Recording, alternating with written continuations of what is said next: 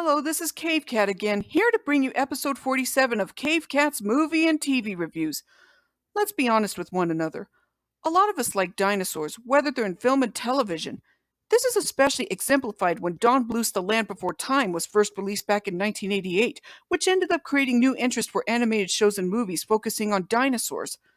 So, because of that, I will be reviewing one show during that craze that aired on syndicated television back in the late 1980s.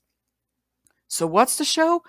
That would be Denver, the Last Dinosaur, which first aired back in 1988 and aired for 2 seasons until ending in 1990. Also, do you remember when I reviewed Mr. Bogus for episode 5 and Twinkle the Dream Being for episode 24? One thing that the show has in common with the former two shows that I just mentioned is that Peter Keefe, who was responsible for bringing Voltron and Saber Rider and the Star Sheriffs to America, as I mentioned before, actually helped create the show. However, the one difference is that while the show actually utilizes a lot of the same crew that would later work on Widget the World Watcher, Mr. Bogus, and Twinkle the Dream Being, it was not produced by Zodiac Entertainment, but rather by World Events Productions, Peter Keefe's other company that handled distribution and English dubbing rights for Voltron and Saber Rider.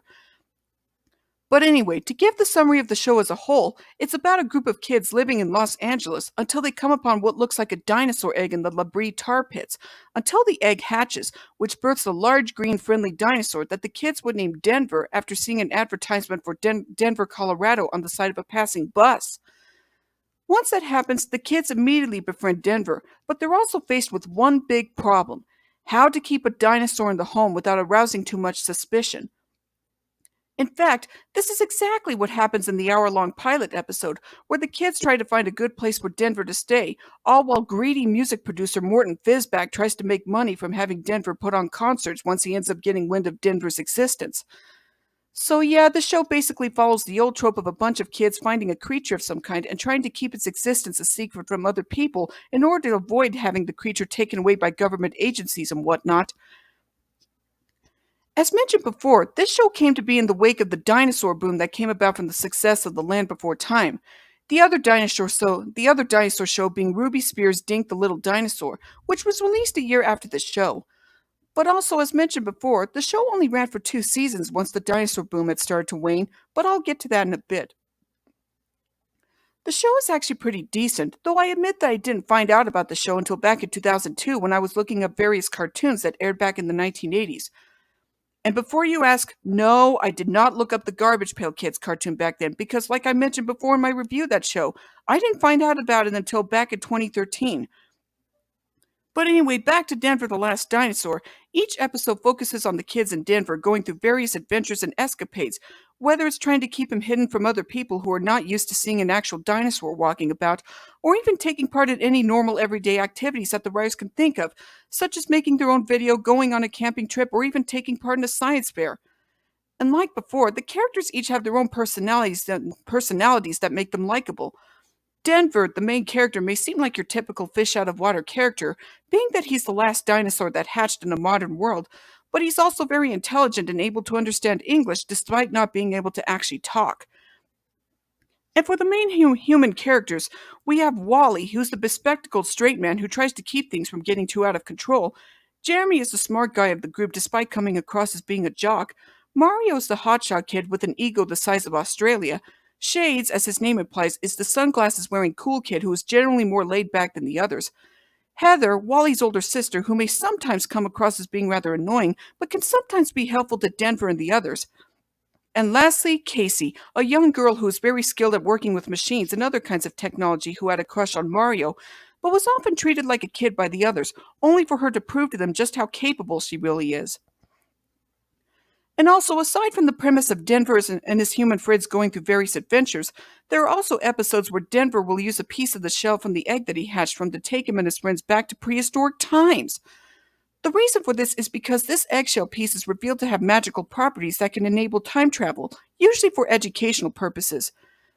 However, there was one time where Casey inadvertently traveled back into prehistoric times with Denver's eggshell due to not realizing what it actually does. I have to admit that was a good way for Denver to show his friends, as well as the viewers, just what life was like for him back in the time of dinosaurs. The show may not be on the same level of education as that of Widget the World Watcher, but when it does, the way that they tackle the different subjects involving dinosaurs can really blow you away. In addition to the educational themes that the show provides, I really like the dynamic that Denver has with the kids, being that even in spite of him being the world's first and last dinosaur born in a world very much different than the one he knew, he really has good chemistry with them. In fact, the characters actually play off of each other very well, come to think of it. However, despite the strong start that the series had at first, interest in it had started to wane once the dinosaur boom had started to die down, much like what happened with Dink the Little Dinosaur.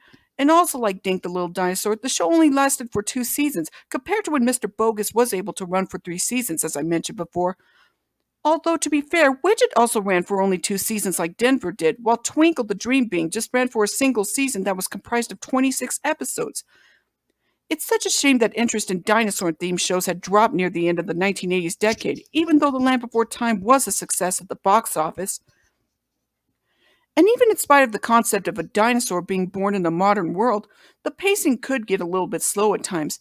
Then again, quite a few animated shows from the 1980s did have some pacing issues that the scenes could drag out quite a bit or go by too fast. And there's also the fact that the recurring villains like Morton Fizbeck or Professor Funt are just too generic and mediocre to actually pose a real threat to Denver and his friends. But even in spite of this, at least the show does have a few redeeming factors about it, such as how it proved to be very popular in Italy compared to in the US. In fact, there's actually a TV Tropes page about that. Germans love David Hasselhoff, where a show or movie that isn't as popular as it is in its home country turns out to be even more popular in another country. I admit that I actually did enjoy the show despite some of the flaws that can get in a lot of episodes, so I think it's safe to say that the show gets 7 stars. Demand for dinosaur related media did begin to resurface once Jurassic Park was released in 1993, approximately 3 years after the second season of Denver the Last Dinosaur ended. In fact, it's surprising that Jurassic Park is still going strong to this day, especially after the release of Jurassic World Rebirth a while back. But back to Denver the Last Dinosaur.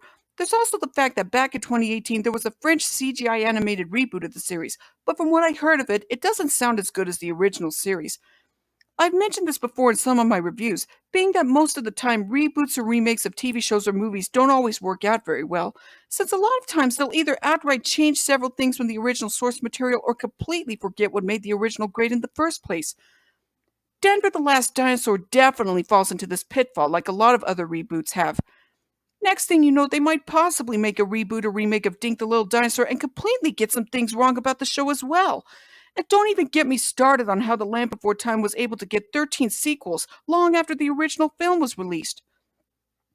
Alright, that's enough venting for now, as well as wrapping up this episode of Cave Cat's movie and TV reviews. Just like before, don't forget to like and subscribe to my YouTube channel for more episodes or other videos that will come your way. So until next time, see you in the future!